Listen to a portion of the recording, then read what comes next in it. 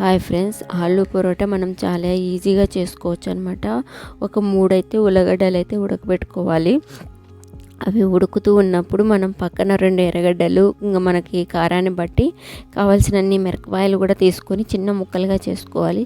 ఇలా ముక్కలుగా చేసినటువంటి ఎర్రగడ్డల్ని ఒక గిన్నెలోకి తీసుకొని అందులో గరం మసాలా, కారపొడి, పసుపు, ఇంకా ఉప్పు, తర్వాత ఉడికినాక చల్లారినటువంటి ఉల్లగడ్డలు వేసి మనకి కావాల్సినంత గోధుమ పిండి వేసుకోవాలి. వాటర్ లేకుండా బాగా అంతా మనము మిక్స్ చేసుకోవాలన్నమాట. ఇలా మిక్స్ చేసుకున్న తర్వాత మనం చపాతీ అయితే ఎలా రుద్దుకుంటామో అలా రుద్దుకోవాలి. కొంచెం మందంగా రుద్దుకోవాలి, మరీ పలసగా కాకుండా. టేస్ట్ అయితే బాగుంటుంది. ఇంతకుముందు లాంగ్ ప్రాసెస్ అని నేను చేసేదాన్ని కాదు. ఇప్పుడు పిల్లలు ఈజీగా ఎలా చేయాలో చూశారు. నేను కూడా నేర్చుకొని చేస్తున్నాను.